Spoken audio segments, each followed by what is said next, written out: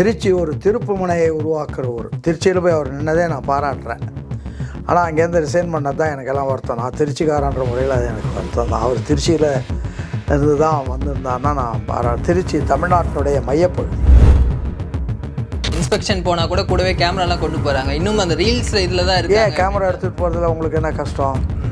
ரீல்ஸ்னால் camera எடுத்துகிட்டு போனால் நடக்கிற உண்மைகள் சம்பவங்கள் அப்படியே பதிவாகிறதுல ரீல்ஸ்னு இவன் ரீல்ஸ் விட்டுக்கிட்டு இருக்க வேண்டியதில்லை.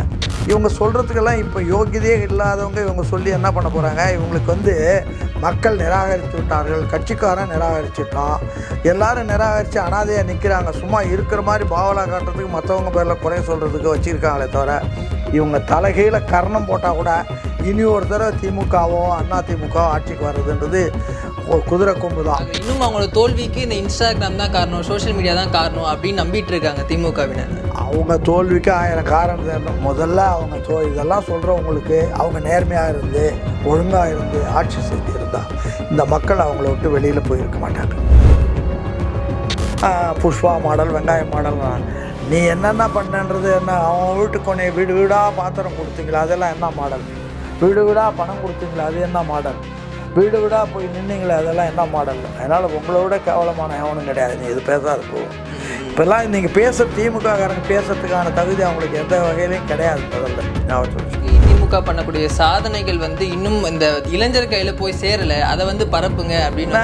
என்ன சாதனைகள்? நீ கொள்ளடிச்சது சொல்கிறதா, சாராயம் கொடுத்தது சொல்கிறதா, இயற்கை வளங்களை கொள்ளடிச்சது எல்லாம் சொல்கிறதா, ஊழலும் லஞ்சமாக நீக்கமர நிறைவே இருந்தது அதை சொல்கிறதா, உங்கள் வீட்டுக்கு லட்சமாக பணம் ஒரு சாராய பிஸ்னஸ் அல்லது உங்கள் வீட்டில் எல்லாருமே சாராய கிடங்குகள் வச்சுருக்காங்களா, அதை பற்றி சொல்கிறதா, எதை பற்றி சொல்கிறீங்க? இந்த பத்திரிகையாளரை சந்திக்க மாட்டாங்கன்ற விமர்சனம் இன்னுமே தொடர்ந்துட்டு இருக்கே சார் அவர் மீது. டெல்லி போனார், அங்கேயும் பத்திரிகையாளர் கேட்குறாங்க. நீங்கள் எப்போ ஆங்கராக வந்தீங்க? நான் ஒரு 6 மாதம் ஆகுது. ஏன் 10 வருஷத்துக்கு முன்னாடி வந்திருக்கணும்? ஏன் வரல? அந்த சூழல் அப்படி இல்லை சார், படிச்சுட்டு இருந்தேன். தெரியல. அது மாதிரி தான் அவர் ஆட்சியெல்லாம் ஸ்டடி பண்ணிவிட்டு அதுக்கு பிறகு அதுக்கு பதில் சொல்லுவார்.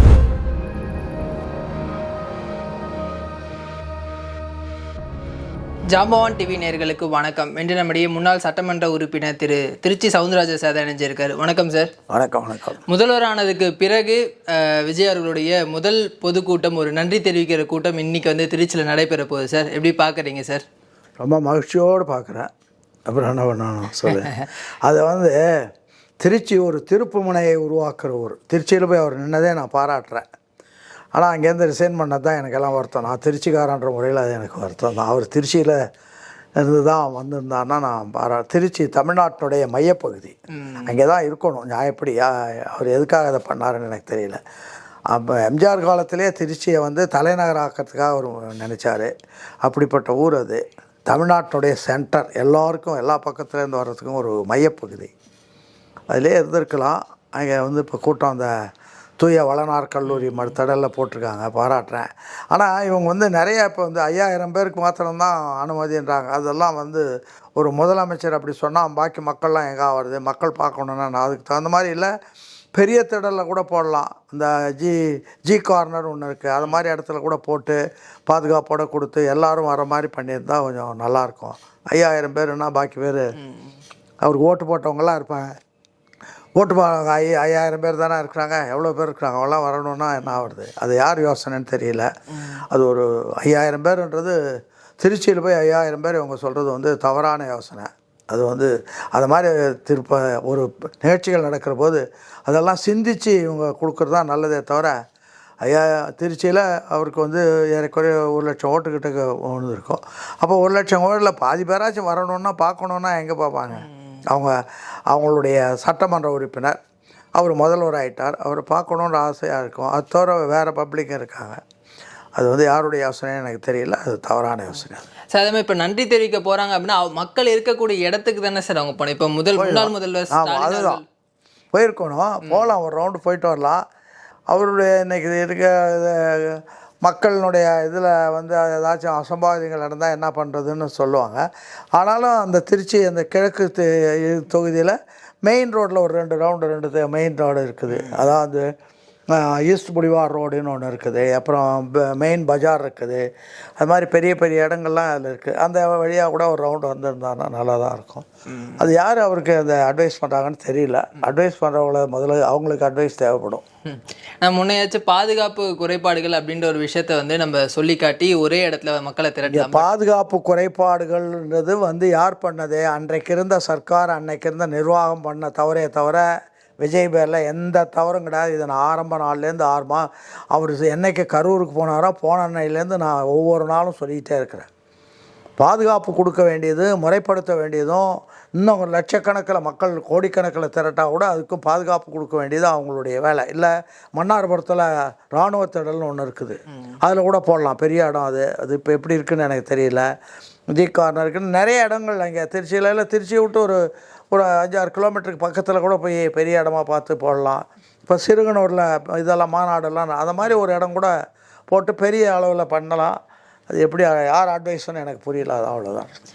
என்ன பேச போகிறார் சார்? ஏன்னா இந்த ஒரு 2 வார கால ஆட்சியில் பல்வேறு விமர்சனங்களை எதிர்கட்சிகள்லேருந்து வைக்கிறாங்க. குறிப்பாக சட்டம் ஒழுங்கு பிரச்சனை, இந்த மாதிரி பிரச்சனைகள் இருக்குது. அதுக்கான பதிலடியாக அவர் கொடுப்பாரா சார்? அவர் என்ன கொடுப்பாருன்றதுக்கு நான் ஜோசியம் சொல்ல முடியாது. ஆனால் அவர் கொடுக்க இப்போ இது டூ ஏர்லி. இதுக்குள்ளே நீங்கள் எல்லாத்தையும் எதிர்பார்க்குறது ரொம்ப ரொம்ப ரொம்ப ரொம்ப குறுகிய காலம். இன்னும் அவருக்கு காலம் கொடுத்து எல்லா நிர்வாகத்தையும் பார்த்து எல்லாத்தையும் புரிஞ்சுக்கிட்டு அதுக்கு பிறகு அவர் சொல்கிற இடத்துக்கு வந்தார்னா பேசுகிற போது அது நல்லாயிருக்கும். பேசணும், அதுதான் பேசணும். அது என்ன பேசுகிறாரு எனக்கு. தாவேகாவினுடைய அமைச்சர்கள் இன்னும் ரீல்ஸ் மோகத்திலே இருக்காங்க அப்படின்ட்டு எதிர்கட்சிகள் குற்றம் சாட்டுறாங்க சார். எங்கே போனாலும் கேமரா தூக்கிட்டு போகிறாங்க. ஒரு இன்ஸ்பெக்ஷன் போனால் கூட கூடவே கேமராலாம் கொண்டு போகிறாங்க. இன்னும் அந்த ரீல்ஸ் இதில் தான் இருக்கு. கேமரா எடுத்துகிட்டு போகிறதுல உங்களுக்கு என்ன கஷ்டம்? ரீல்ஸ்னால் கேமரா எடுத்துகிட்டு போனால் நடக்கிற உண்மைகள் சம்பவங்கள் அப்படியே பதிவாகிறதுல ரீல்ஸ்ன்னு இவன் ரீல்ஸ் விட்டுக்கிட்டு இருக்க வேண்டியதில்லை. அவங்க அதை எடுத்துகிட்டு போய் அப்போ அது வாழ்க்கையே இப்போ அது மாதிரி ஆகிடுது. அதனால் அவங்க எடுத்துக்கிட்டு போகிறதுனால நீங்கள் ரீல்ஸுன்னு, அது ரீல்ஸுன்றது இவங்க நினச்சிக்கிட்டு இருக்கான கிண்டலான வார்த்தைன்னு சொல்லிட்டு அது ஒன்றும் கிடையாது. அவங்க எடுத்துகிட்டு போகிறதுக்கு அவங்க உரிமை இருக்குது. அவங்க எடுத்துகிட்டு போகிற இடத்துல ஒரு பதிவு, அங்கே ஒரு சம்பவம் நடந்ததுன்னு மாற்றி சொன்னீங்கன்னா இல்லை இதுதான் பதிவு அப்படின்னு சொல்கிறதுக்கு ஆதாரமாக கூட இருக்கும். அதனால் அது அதை போய் இவங்க சொல்கிறதுக்கெல்லாம் இப்போ யோகியதையே இல்லாதவங்க இவங்க சொல்லி என்ன பண்ண போகிறாங்க? இவங்களுக்கு மக்கள் நிராகரித்து விட்டார்கள், கட்சிக்காரன் நிராகரிச்சிட்டோம், எல்லோரும் நிராகரித்து அனாதையாக நிற்கிறாங்க. சும்மா இருக்கிற மாதிரி பாவலா காட்டுறதுக்கு மற்றவங்க பேரில் குறை சொல்கிறதுக்கு வச்சுருக்காங்களே தவிர இவங்க தலைகீழ கர்ணம் போட்டால் கூட இனி ஒரு தடவை திமுகவோ அதிமுகவோ ஆட்சிக்கு வர்றதுன்றது குதிரை கொம்பு தான். அதனால் நடக்கிற வேலை கிடையாது. ஏன்ட்டா எல்லாத்தையும் இழந்துட்டாங்க. ஏதாச்சும் இருக்கணும்ல, கட்சிக்கு ஒரு அமைப்புன்றதில் அஸ்திவாரம் இருக்கணும், தொண்டர்கள் இருக்கணும், மக்கள் அதுக்கு ஆதரவு இருக்கணும். அப்படி இருந்தால் அது அஸ்திவாரத்தையும் இழந்துட்டாங்க. இப்போ நான் கூட இவங்களுக்கு என்ன சொல்கிறேன்னா, தாவேக்காவுக்கு சொல்கிறது, நீங்கள் வர்றவங்களெல்லாம் சேர்த்துக்கிட்டு இருந்தால் அதுவே கூட அவங்க ஊழல் பார்வைகள் பூரா இங்கே வந்துட்டாங்கன்னா அப்புறம் உங்கள் மாளிகையே ஊழல் மாளிகை ஆகிடும். அதனால் அவங்களாம் பதவியிலேருந்து பழந்தின்னு கொட்டை போட்டவங்க அவங்களெலாம் சேர்க்கவே கூடாது. நீங்கள் யாரை சேர்க்கலான்னா ஒன்றும் இல்லாமல் தொண்டர்கள் இருக்காங்க, நல்ல தொண்டர்கள், அவங்கள சேர்த்துக்கலாம். அதை விட்டு மேலேருந்து இப்போ எதுக்காக ஓடி வராங்க? அடுத்தாவில் பதவி கிடைக்கும். பதவியில் நான் இப்போ பதவியில் இருந்தவங்கள எல்லாம் ஒவ்வொருத்தரையும் அவங்களுடைய பூர்வீகம் என்ன, எவ்வளோ வசதி இருந்தது, இப்போ என்ன வச்சுருக்காங்க, அதை கணக்கு சொல்லிட்டு வர சொல்லுங்கள் பார்ப்போம். ஒன்றும் இல்லாத அன்னக்காடு எல்லாம் ரிசார்ட்ஸ் வச்சுருக்கான். ஒரு சாதாரண சைக்கிள் வாங்குறதுக்கு யோகியது இல்லாதவங்களாம் ரிசார்ட் வச்சு நடத்துகிறான். அப்படிப்பட்டவன் திரும்ப உங்கள்கிட்ட வர்றான். அப்போ அது எதுக்கு நீங்கள் அலோவ் பண்ணுறீங்க? திரும்ப இன்னும் 10 ரிசார்ட் கட்டுறதுக்கா? அதனால் அலோவ் பண்ணுறதே தப்பு. இவர் ஆதவார்ஜன் கூட 90% வருவாங்கன்னு கூப்பிட வேண்டிய அவசியம் இல்லை. இளைஞர்கள் வருவார்கள். 20 வயசு 25 வயசு 30 வயசுக்குள்ள இளைஞர்களுக்கு அவங்கள அதாவது இன்னும் கெட்டு போகாமல் கற்பழியாமல் இருக்கிற அந்த இளைஞர்களை கூப்பிட்டுவாங்க. அனாவசியமாக எல்லாத்தையும் இழந்தவங்க இங்கே உள்ள வந்தால் இது என்ன அவங்கெல்லாம் விளைந்த காட்டு குருவிகள். எங்கெங்கே விளைச்சல் இருக்கோ அங்கே பாடுறவங்கள தவிர அவங்களுக்கு இன்னும் கொள்கை லட்சியம் அது இது அளவுக்கு மாத்திரம் ஒன்றுமே கிடையாது. அதனால் அவங்க சேர்க்கறதே தப்பு. இப்போ விஜய் அவர்களுக்கு இருக்கக்கூடிய அந்த இளைஞர்கள் சப்போர்ட்டை பார்த்து இப்போ திமுக அதிமுக 2 கட்சிகளுமே அந்த இளைஞர்களை ஃபோக்கஸ் பண்ணி இப்போ சில விஷயங்கள் முன்னெடுத்துட்டு இளைஞர்களுக்கு ஃபோக்கஸ் பண்ணியெல்லாம் ஒன்றும் பண்ண முடியாது. இளைஞர்களுக்கு நீங்கள் சொல்கிற கொள்கை பேரெல்லாம் உங்களுக்கு ஒரு பற்று வரணும். நீங்கள் சொல்கிற கொள்கைகள் இதுவாக இருக்கணும். அந்த கொள்கைப்படி நீங்கள் நடக்கிறவங்களாக இருக்கணும். அதெல்லாம் இல்லாமல் நீங்கள் சொல்லிகிட்டு இருக்க அந்த தான் எல்லா இளைஞர்களும் அப்படியெல்லாம் வரமாட்டாங்க. அவங்கெல்லாம் இப்போ நான்லாம் 10 வயசுலேயே தீக்க ஆனவன். ஏன் தீக்க ஆனான்னா அன்றைக்கி உள்ள சூழ்நிலையில் திராவிட கழகத்தினுடைய கொள்கைகள் லட்சியங்கள் பிடிச்சிருந்தது, அப்படி தான் வந்தோம். அதனால் நீங்கள் வந்து இளைஞர்களை உடனே ஏமாற்ற முடியும்னா ஏமாற்ற முடியாது. இப்போ எங்கள் குடும்பம்லாம் ரொம்ப வைதிக குடும்பம். அந்த காலத்தில் குடுமி வச்சுருப்பாங்க, ராமம் போட்டுக்கிட்டு இருப்பாங்க, இதெல்லாம் இருக்கும். அதெல்லாம் விட்டு பெரியார் கூட ஏன் வர்றோம்? பெரியார் சொன்ன கருத்துக்கள் நமக்கு ஏற்புடையதாக இருக்குது அப்படின்னு சொல்லிட்டு பெரியாரோட வந்தோம், அப்போ அண்ணாவோட வந்தோம். அதனால் அப்படி தான் இருக்க முடியுமே தவிர நீ சும்மாவே இளைஞர்களை பூரா சேர்த்து போட்டேன்னா வருவான், சம்பளம் வாங்கிட்டு அவன் பாட்டுக்கும் போயிடுவான், அவ்வளோதான். இப்போ அந்த மாதிரியான முன்னெடுப்புகள் எப்படி சார் பார்க்குறேன்? இன்னும் அவங்களோட தோல்விக்கு இந்த இன்ஸ்டாகிராம் தான் காரணம், சோஷியல் மீடியா தான் காரணம் அப்படின்னு நம்பிட்டு இருக்காங்க திமுகவினர். அவங்க தோல்விக்கு 1000 காரணம் தேடணும். முதல்ல அவங்க இதெல்லாம் சொல்கிறவங்களுக்கு அவங்க நேர்மையாக இருந்து ஒழுங்காக இருந்து ஆட்சி செஞ்சுருந்தா இந்த மக்கள் அவங்கள விட்டு வெளியில் போயிருக்க மாட்டாங்க.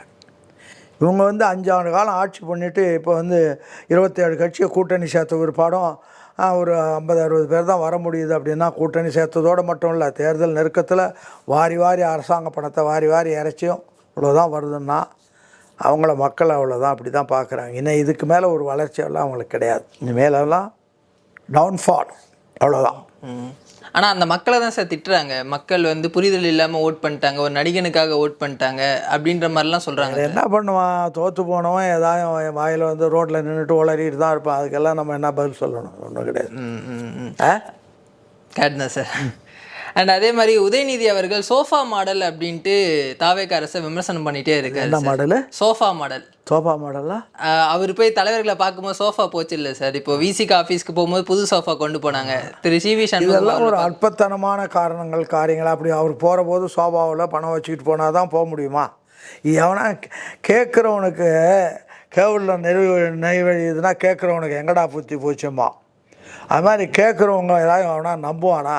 சும்மா இவனுக்கு வேறு வழி இல்லாமல் ஏதாவது வார்த்தைகளை கண்டுபிடிச்சி புஷ்பா மாடல், வெங்காயம் மாடல்.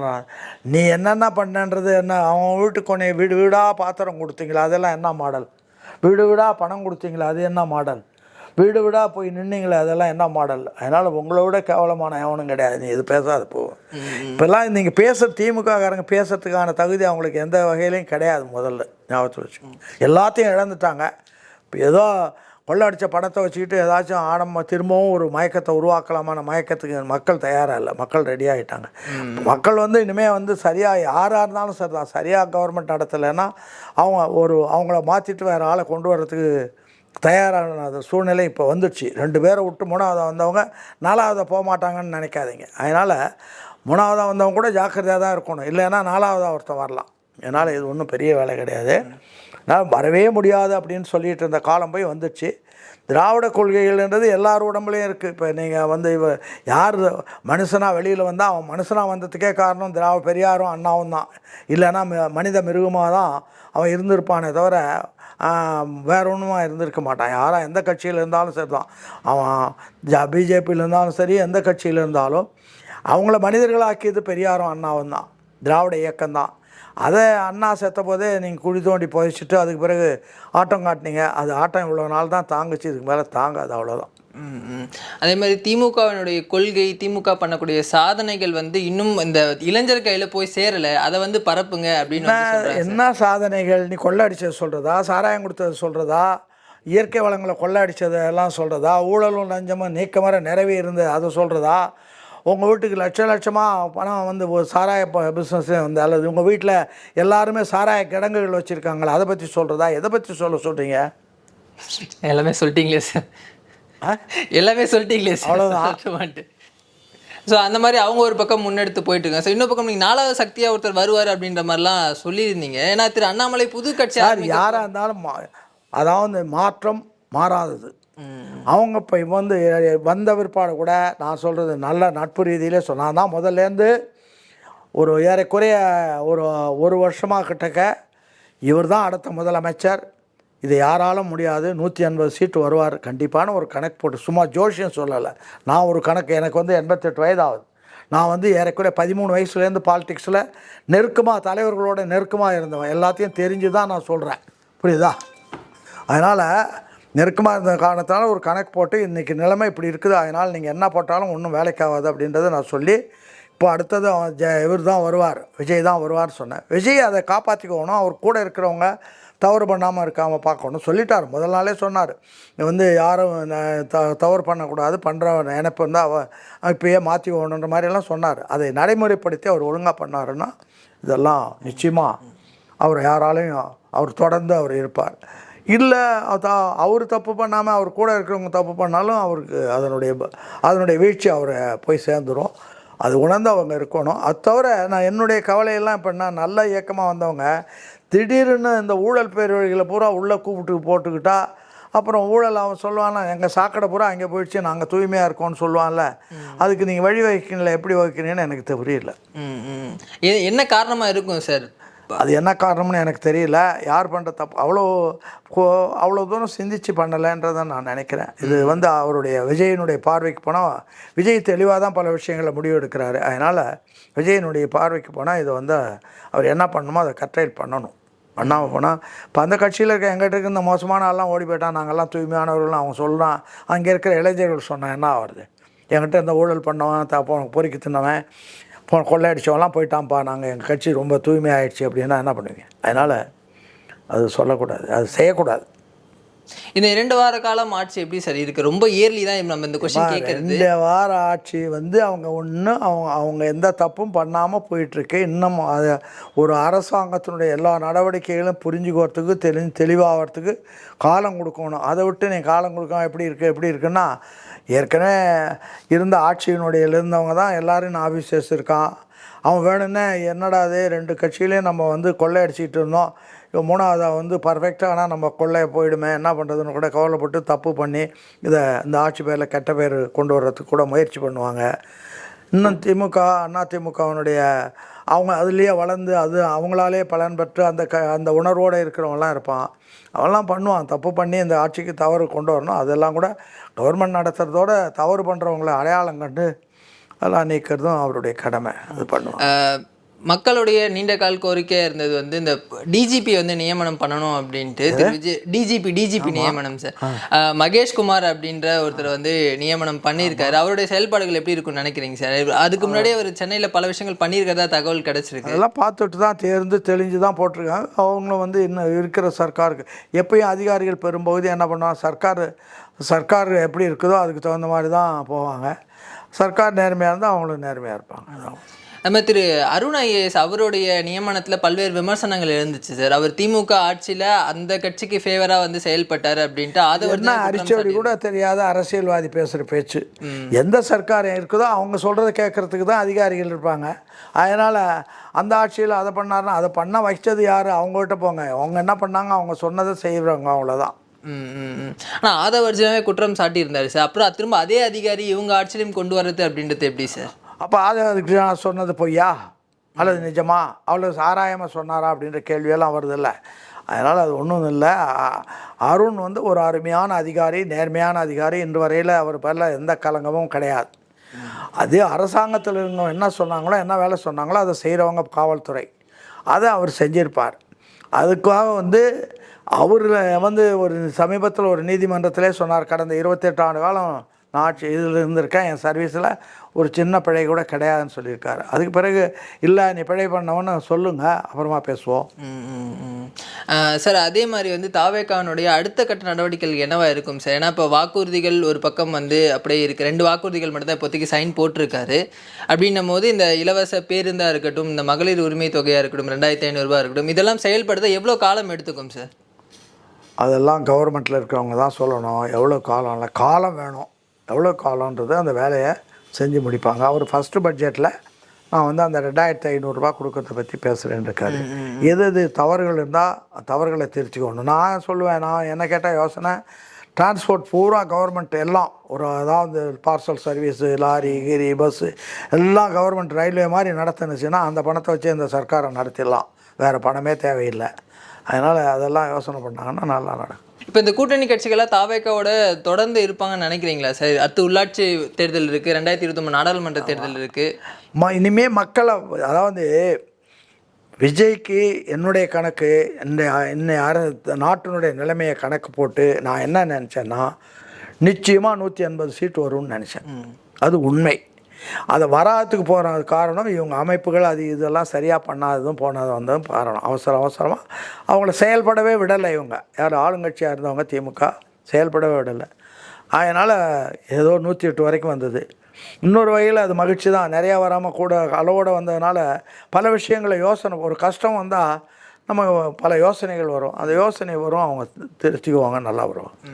ஸோ இதெல்லாம் அவங்களுக்கு ஒரு பாடமாக இருக்கும் அடுத்தடுத்த தேர்தல்கள். நிச்சயமா. அப்புறம் விழுந்தவங்கள கீழே ஏன் விழுந்தான்னு பார்க்கணும்ல. அதை பார்க்காட்டி அப்புறம் நீங்கள் எப்படி இருக்கிறது? நீங்களும் அதே பள்ளத்தில் விழுறதா? விட மாட்டேன்.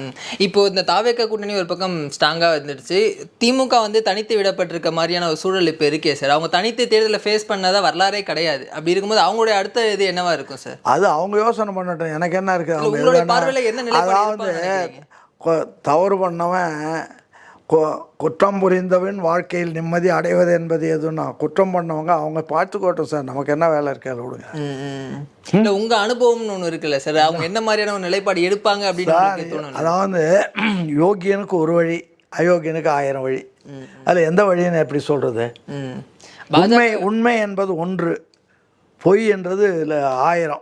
எப்படி ஒரே உண்மை ஒரு சம்பவம் நடந்தால் நீங்கள் பார்த்தீங்கன்னா, சம்பவம் நடந்து சொன்னீங்கன்னா அது உண்மை. சம்பவம் அவன் நீங்கள் பார்க்காமலே கண்டதை சொன்னிக்கிட்டே இருந்தீங்கன்னா அது 1000. அதனால் அது எப்படி வேணாலும் இருக்கு. பாஜகவோட கூட்டணி சேர வாய்ப்பு இருக்கா சார்? சேர்ந்தாங்கன்னா அதை விட இவங்களோட எல்லாரும் நானுக்கிட்டு சாவலாம் போங்க. அந்த மாதிரியான சூழல் உருவாகி இருக்கிறதா போய் சாவட்டும். நான் சொல்கிறது அவங்கள விட அந்த அவ்வளோ பெரிய பழியை சுமக்கிறத விட இவங்கெல்லாம் தூக்கு மாட்டிக்கிட்டு சாவலாம், அவ்வளோதான். பதவிக்காக எந்த எக்ஸ்ட்ரீம் போனவங்க தானே சார் திமுக. போகட்டும், போய் அதனுடைய அழிவை அணையட்டும். பாஜகவோட சேர்ந்த பாஜக இங்கே கால் பதிச்சதே வந்து கிடையாது. இங்கே வந்து கால் பதிய வச்சது முதல்ல ஜெயலலிதா, அடுத்தது கருணாநிதி. பதிய வச்சுட்டு நீங்கள் இதை தூக்கி தோளில் விட்டுட்டு குத்துதே குடையுதுன்னா அதுக்கு காரணம் நீங்கள் தான். அப்பையும் இப்போ மக்கள் ஜாக்கிரதையாக ஒழிச்சு கட்டி ஒரு இடத்துல தான் விட்டுரு வச்சுருக்காங்க. அதுவும் மலையோரமாக ஒரு கடைசியில் ஒரு பார்டரில், கேரளா மைசூர் பார்டரில் உடனே விட்டுட்டாங்க. நீங்கள் அவங்கள போய் தூக்கி வச்சுக்கிட்டு இருந்தால் அதுக்கு காரணம், தூக்கத்துக்கு என்ன காரணம்னா நீங்கள் பண்ண ஊழலும் லஞ்சமும் அங்கே டெல்லிக்காரன் கையில் இருக்குது. அவன் மிரட்டிக்கிட்டு இருக்கிறான், நீங்கள்லாம் ஒன்று சேர்ந்து வாங்கடா, இல்லைன்னா பொழிஞ்சுன்னா அவன் சொல்கிற பேச்சை கேட்குற அவல நிலைக்கு நீங்கள் ஆளாகி விட்டீர்கள். இது மக்களுக்கு புரிஞ்சால் அவன் என்ன பண்ணுவான்னு அது தெரியும், அவ்வளோ. இந்த பத்திரிகையாளரை சந்திக்க மாட்டாங்கன்ற ஒரு விமர்சனம் இன்னுமே தொடர்ந்துட்டு இருக்கே சார் அவர் மீது. டெல்லி போனார், அங்கேயும் பத்திரிகையாளர் கேட்குறாங்க. நீங்கள் எப்போ ஆங்கராக வந்தீங்க? நான் ஒரு 6 மாதம் ஆகுது. ஏன் 10 வருஷத்துக்கு முன்னாடி வந்திருக்கணும், ஏன் வரல? அந்த சூழல் அப்படி இல்லை, படிச்சுட்டு இருந்தேன். தெரியுதுல்ல, அது மாதிரி தான் அவர் ஆட்சியெல்லாம் ஸ்டடி பண்ணிவிட்டு அதுக்கு பிறகு அதுக்கு பதில் சொல்லுவார்.